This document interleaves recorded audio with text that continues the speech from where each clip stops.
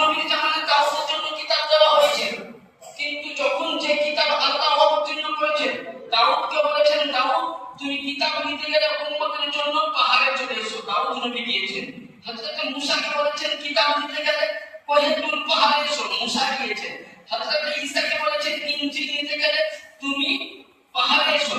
কিন্তু লক্ষ্য করুন যে আপনি আমি যে নবীর উম্মত, আপনি আমি যে রাসূলের গোলাম, আমার যে আকা নবী মুহাম্মদ রাসূলুল্লাহ শান দেখুন।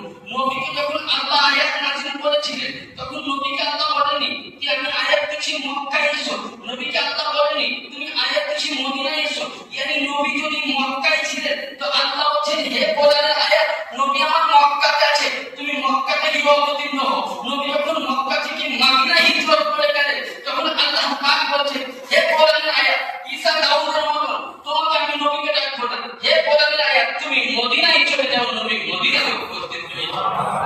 একজন কোরআনের জায়গায় জায়গায় লেখা আছে আল মক্কিয়া আল মদিনিয়া, ইয়ানি কোনটা মক্কায় অবতীর্ণ কোনটা মদিনায় অবতীর্ণ।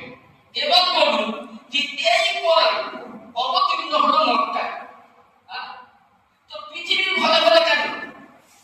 সাধারণত কথা, যেমন এখন আমি একটা বক্তব্য দিচ্ছি মোবাইলে সব ফলো করে বুঝলেন,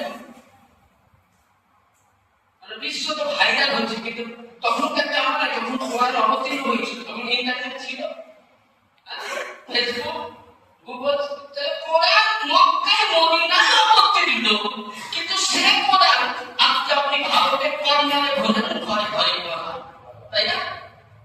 থাইল্যান্ডে যান ঘরে ঘরে পড়েন, ইংল্যান্ডে যান ঘরে ঘরে পড়েন, জাপানে যান ঘরে ঘরে পড়েন, তুর্কিস্তানে যান ঘরে ঘরে পড়েন, মক্কায় যান ঘরে ঘরে পড়েন, মদিনায় যান ঘরে ঘরে পড়েন, শুধু কোরআন তো কোরআন ঘরে ঘরে পড়ালে হাফিজ রয়েছে। কিন্তু লক্ষ্য করুন এই কোরআন অবতীর্ণ মক্কা মদিনা, কিন্তু আজকে আমেরিকায় যাবেন কোরআন, আজকে নিচু বাংলায় কোরআন, বরপরে যান কোরআন, আজকে সিরিয়ালে যান কোরআন, আজকে আপনি বর্তমান ডিস্ট্রিক্টে যান কোরআন, হাওড়াতে যান কোরআন, কোরআন যখন সব জায়গায়, তো কোরআন এলো কিভাবে? ওই সময় তো ইন্টারনেট ছিল না, ওই সময় তো কোনো ফেসবুক ছিল না, গুগল ছিল না, একে আমার কে দায়িত্ব নিল? কোরআনকে জিজ্ঞাসা করা হলো যে হে কোরআন বলো তুমি কোথায় ছিলে? কোরআন বলছে এখনো সবাই কোরআন উত্তর দিচ্ছে যে হে বিশ্বের মুসলমান শোনো, আমি যখন কোরআন অবতীর্ণ হইনি, আমি দুনিয়ার বুকে আসিনি, সর্বপ্রথম আমি কোরআন পৃথিবীর মধ্যে আসার আগে ওই সময় ছিলাম আল্লাহু মিন আলাইহি ওয়া হুয়া কুরআনুন মাজিদুন ফি লাওহিল মাহফুজ, আমি সর্বপ্রথম কোরআন লাওহে মাহফুজের মধ্যে গচ্ছিত ছিলাম। কিন্তু বড় কোরআন তুমি আজকে ঘরে ঘরে কি করে আসলে? কোরআন বলতেছে যে আমার হাত নাই, আমার পা নাই, আমার চলার শক্তি নাই, আমার বলার শক্তি নাই, কিন্তু শুনো শুনো, যেখানে মুহাম্মদ রাসূলুল্লাহ লা ইলাহা ইল্লাল্লাহ পানি নিয়েছে আমি কোরআন সেখানে পৌঁছে গেছি। তাহলে কোরআন কাতারে পেলাম নবী বলেছেন, তাই তো? এবার আসুন, এই কোরআন তুমি অবতীর্ণ কোথায়? তুমি কোন মাসে, কখন তুমি এসছো? কোরআন বলছে, কোরআনকে জিজ্ঞাসা করুন যে হে কোরআন তুমি কোন মাসে এসছো? কোরআন বলছে শাহরুর রমজানাল্লাযী উনজিলা ফীহিল কোরআন, আমি এমনই মাসে অবতীর্ণ হয়েছে, আমি রমজান মাসে হয়েছি হুদাল নাস, মানুষকে হেদায়েত দেওয়ার জন্য। এই যে আজকে আমরা রাস্তা পেয়েছি, এই রাস্তা কত গুরুত্বপূর্ণ, এই কোরআন শরীফের একটি তাফসীর করে ইনশাআল্লাহ শেষ করে দেব। যেমন আল্লাহ পাক সূরা কাদরে বলেছেন, তর্জমাটা দেখুন, আল্লাহ বলেন ইন্না আনজালনাহু ফি লাইলাতিল কদর, ইন্না মানে নিশ্চয়, নিশ্চয় আমি আল্লাহ নাযিল করেছি ফি লাইলাতিল কদর, লাইলাতুল কদর কি নাযিল কোনটা? তর্জমা করতে হবে, নাযিলের পরে কথা বলছি। আমা আদরাকা মা লাইলাতুল কদর, এবং অতি উত্তম রাত্রি, লাইলাতুল কদরি খায়রুম মিন আলফি শাহর, এবং সেই অতি উত্তম রাত মিন আলফি শাহর, হাজার বছরের রাতের চাইতে অতি উত্তম লাইলাতুল কদরের রাত। আর কি তানাজ্জালুল মালায়েকাতু ওয়ার রূহ, ওই দিনে আল্লাহ পাকের সমস্ত ফেরেশতা পৃথিবীর মধ্যে চিৎকার করে যায়। ফিহা বিইذনি রাব্বি মিন কুল্লি আমরিন, এবং আল্লাহ পাকের নূরের জালালিয়া সারা পৃথিবীর মধ্যে প্রকাশ্য করে ফেলে আল্লাহ জালালিয়া। আর কি সালামুন হিয়া হাত্তা মাতলা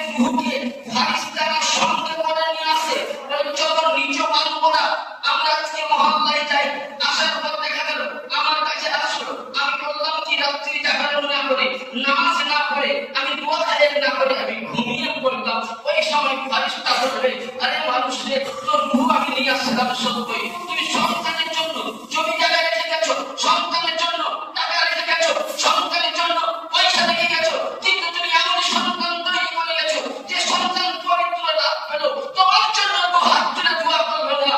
আল্লাহ রাব্বুল আলামিন বলছেন, আজকে রাতে আমি কেন আমার থেকে বড় যদি মুহাদ্দিস এসে নিচে বাংলার মসজিদে দোয়া চাই, আল্লাহ তুমি এই গ্রামবাসীকে ক্ষমা করো, আমি এই দোয়া করতে গেছি, আর কোন ব্যক্তি যদি আমার সাথে বলে, আল্লাহ আমার আব্বাকে তুমি মাফ করে দাও, আমার দাদাকে মাফ করে দাও, আমার নানাকে মাফ করে দাও, আমার আত্মীয়কে মাফ করো, গ্রামবাসীকে ক্ষমা করো, জান্নাত দিয়ে দাও, আল্লাহ রাব্বুল আলামিনের হাবিব বলছেন যে মুফতির আগে মাওলানার আগে ওই যে সন্তান দোয়া করবে গ্রামের জন্য, তার দোয়া আগে কবুল হবে।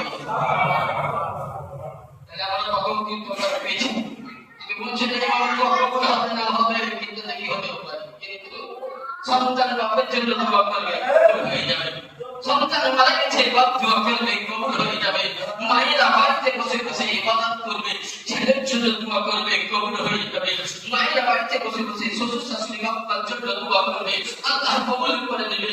এই যে অতি উত্তম রাত, এই রাতের ঘটনা শুনুন, আমার আখান নবী মুস্তাফা মুহাম্মদ রাসূলুল্লাহ সাল্লাল্লাহু আলাইহি ওয়াসাল্লাম এই রাতে উনি কি করতেন, জান্নাতুল বাকি কবরস্থানে যেতেন। বলুন, যে নবী মুস্তাফা মুহাম্মদ রাসূলুল্লাহর কোন পরিচয় ছিল না, নবী মুস্তাফাকে হযরত আম্মা জান আয়েশা সিদ্দিকা রাদিয়াল্লাহু তাআলা আনহা তিনি গিয়ে দেখছেন যে সেদিন ছিল ওনার বাড়িতে ফালা, নবী পাকের 9টা স্ত্রী ছিলেন, কয়টা স্ত্রী? 9টা। তো ওনার সে কোন বাড়িতে দাওয়াত ছিল, তো উনি মনে করলেন যে হয়তো রাসূল আমার বাড়িতে অন্য স্ত্রীর বাড়ি গেছে, প্রত্যেক স্ত্রীর বাড়িতে ঘুরতে যেতেন। তো সবাই বলছেন না আসেন, উনি জানতেন তিনি কোথায় যান। হযরত আম্মা জান খাদিজা কুবরা রাদিয়াল্লাহু তাআলা, হযরত আম্মা জান আয়েশা সিদ্দিকা রাদিয়াল্লাহু তাআলা আনহা উনি জান্নাতের বাকি কবরস্থানে গিয়ে গেলেন। তো দেখছেন নবী মুস্তাফা জমিনের মধ্যে একবার মাথা ঢুকাচ্ছে, মাথাকে ঢুকে কান্না করছেন, আবার বলেন আসমানের দিকে দুই হাত তুলে আল্লাহর কাছে ফরিয়াদ করতেছে।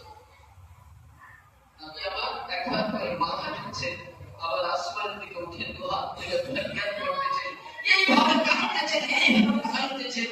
নবী মুস্তাফা সঙ্গে সঙ্গে আয়েশা সিদ্দিকা নবীর কাছে তাকিয়ে গেলেন, নবী পাক বলেন, আমি কি তোমার উপরে অত্যাচার করেছি? বলেন, না ইয়া রাসূলুল্লাহ, আমি আপনাকে পাচ্ছি না, তাই আমি ঘরে আসলাম। নবী বলছেন, তুমি কি জানো না আজকে অতি উত্তম পবিত্রতা, আজকে অতি উত্তম পবিত্রতা, মানে এই রাতে আজকে আমি কান্না করছি। নবী মুস্তাফা সেদিন নিজের বেটা হযরত ইব্রাহিমের জন্য কান্না করেননি, নবী মুস্তাফা সেদিন নিজের বেটা ইব্রাহিমের জন্য কান্না করেননি, নবী সেদিন নিজের বেটা হযরত কাসিমের জন্য কান্না করেননি, নবী সেদিন হযরত তাহিরের জন্য কাঁদেননি, হযরত ফাতিমার জন্য নয়, হাসান ও হুসাইনের জন্য নয়, নবীর পরিবারের চাচা দাদা দাদি নানা নানি কাউরির জন্য নবী কান্না করেননি। জান্নাতুল বাকিতে আম্মা জান আয়েশা সিদ্দিকা বলছেন, নবী একটাই বলেছেন, রব্বুল আলামিন আমি তোমার কাছে আর কিছু চাই না, ইয়া আল্লাহ রব্বি হাবলি উম্মতি সালামতি, আল্লাহ তুমি আমার রব, তুমি আমার প্রভু, তুমি আমার ঈশ্বর, তুমি আমার গড, হে আল্লাহ তুমি আমার উম্মতকে ক্ষমা করে দাও। নবী পাক আল্লাহ বলেন, ওয়ালা সাফা ইউতিকা রাব্বুকা আল্লাহ, যে মেহবুব আমি এত দিব তুমি রাজি হয়ে যাবে। তাহলে নবী কাদের জন্য কেঁদেছিলেন? আমাদের জন্য, তাই না? তাহলে আপনার আমার কর্তব্য কি? কবরে যাওয়া উচিত, আপনার জন্য দোয়া করতে যাওয়া উচিত। আমরা মানুষ ঘুমিয়ে আছি, ভাবছি কি জানেন? একটা হাদিস শরীফ আছে, ছোট্ট হাদিসটা বলি। রোজা আমরা ভাবি, অনেকে কি বলে জানেন, যাদের বাড়িতে খাবার নেই তারা মনে রাখে। এখন অনেক লোক আসে বলে, খালি ভাবতেন যে আমি মুসলমান হয়ে গেলাম, জন্ম নিলাম মুসলমান, কারণ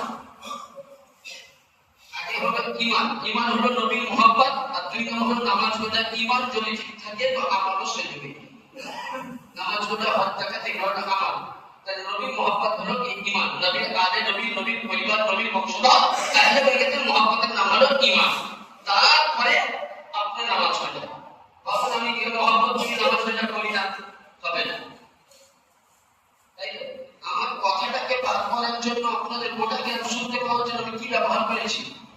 মাইক। তাই তো না, তাহলে আমার ঈমান আছে, অবশ্য সবই মানি, কিন্তু ইমানের পর ইমানকে মজবুত করে ধরে রাখার জন্য আমল করি। তাই হবে আমারটা কি?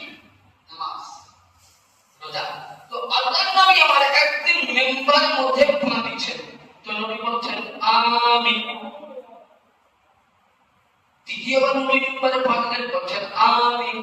দ্বিতীয়বার নবী মেম্বারে পা দিচ্ছেন, তো নবী বলছেন আমিন। খবর হলো তিনবার। তো সাহাবায়ে কেরামরা রাদিয়াল্লাহু তাআলা আলাইহিম আজমাইন জিজ্ঞাসা করছেন যে কি ব্যাপার, মনে মনে একটা বলের মধ্যে আল্লাহর নবীকে একজন সাহাবী বলেন, ইয়া রাসূলুল্লাহ ইয়া হাবিবাল্লাহ ফিদাকা বিউম্মি, নবী আপনার কবরে আব্বা আম্মা কুরবান হয়ে যায়, বিসর্জন হয়ে যায়, আমরা বিসর্জন হয়ে যাই, নবী গো আপনার মুখে নতুন জিনিস শুনলাম, আপনি প্রথম মেম্বারে পা দিলেন তো আমিন বললেন, দ্বিতীয় মেম্বারে পা দিলেন আমিন বললেন, তৃতীয় মেম্বারে পা দিলেন আমিন বললেন, নবী এর কারণটা কি? আমার নবী মুস্তাফা বলছেন, আমি যখন প্রথম মেম্বার মসজিদে নববীতে মেম্বারে পা দিয়ে খুতবা দিতে যাই, ওই সময় জিবরিল আমিন আসলো, আসার পর বললেন, ইয়া রাসূলুল্লাহ ইয়া হাবিবাল্লাহ আপনার উম্মতের জন্য এক মাসের রোজা আমি এক মাস রোজা দিয়েছি, আপনার উম্মতরা যারা রোজাকে পেল আর যারা সিয়াম সাধনা পালন করলো না, আমি জিবরিল আমিন আল্লাহর হুকুম নিয়ে এসেছি, আল্লাহ পাক বলেছেন আপনার ওই উম্মতের উপরে গজব নাগ তৈরি হবে, ওই উম্মত আপনার হালাক হয়ে যাবে। নবী বলছে আল্লাহ আমিন, তুমি কবুল করো। দিতে পেরেছে? আল্লাহ করছেন বদদুয়া, কবুল করতে হচ্ছেন কে? নবী। নবী তাহলে বলুন নবীর কথা বাদ যাবে? আমার মতন হাদিসের কবর হতে পারে না হতে পারে, নবী বলতে না হতে পারে, কিন্তু নবীর মুখের ভাষা বাদ যাবে না। নবী দ্বিতীয়বার বলছেন, ইহুদি আপনি দ্বিতীয়বার কেন আমিন বলতে লাগলেন? তো বলছে ইয়া রাসূলুল্লাহ আমি এই কারণে বলছি, আমার একটা নবী মুস্তাফা বলছেন যে মা বাপকে পেল, বাপ মাকে পাওয়ার পর বাপ মার খিদমত করলো না, তার প্রতি আল্লাহর তরফ থেকে গজব হোক। আমি নবী বললাম আল্লাহ তুমি সেটাই কবুল করে নাও। তিন নাম্বার আমি মুবারক উঠলাম, আমাকে জিবরিল বললেন হুজুর আপনাকে যারা পেল আপনার নাম শুনে যারা দরুদ পড়লো না, দরুদ পড়ার পর চোখে মুখে চুমা দিল না, তাদের প্রতি গজব নাযিল হোক। নবী বললেন আল্লাহ আমিন, তুমি কবুল করো। যে ব্যক্তি নামাজ রোজা নামাজ পেল, রোজা রাখলো না, আল্লাহ বলছে গজব হবে। নবী বলছে তুমি আল্লাহ গজব দাও, আমি রাজি আছি, কবুল করে নাও। বাপ মা পেল, বাপ মার খিদমত করলাম না, আল্লাহ বলছে তাদের সেই সন্তানের প্রতি গজব হবে, সে সন্তান হালাক হয়ে যাবে, সে সন্তান উন্মুখী হবে না।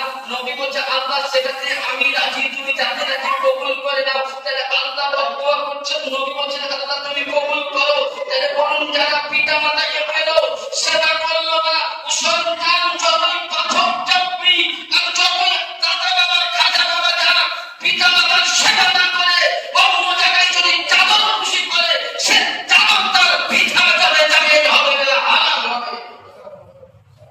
কারণ পিতা মাতা হলো জন্মদাতা পীর। নবী বলেছেন যে বাবা মার সেবা করা ইবাদত, বাবা মার মহব্বত করা হদের স্বভাব।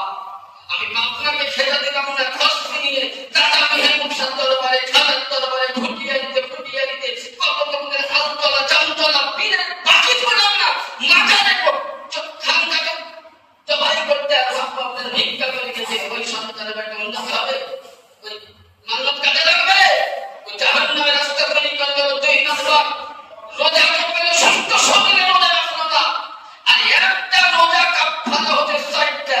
তাহলে তুমি যতই মাজারে আজারে যাও, তুমি রোজার ফরজকে ছাড়া দিয়েছো। আল্লাহ বলেন কিয়ামতের ময়দানে জয় ওয়াক্ত নামাজ কাজা করেছো ফরজ, জয়টা রোজা কাজা করেছো সব আমি আগে হিসাব নিব, তারপরে অন্য হিসাব দেব। 3 নম্বর নবীকে পেলাম, নবীর নামে সালাম করলাম না, নবীর নাম শুনে বেজার করে উঠে পালিয়ে গেলাম, সেও মুসলমান ধ্বংস হয়ে যাবে।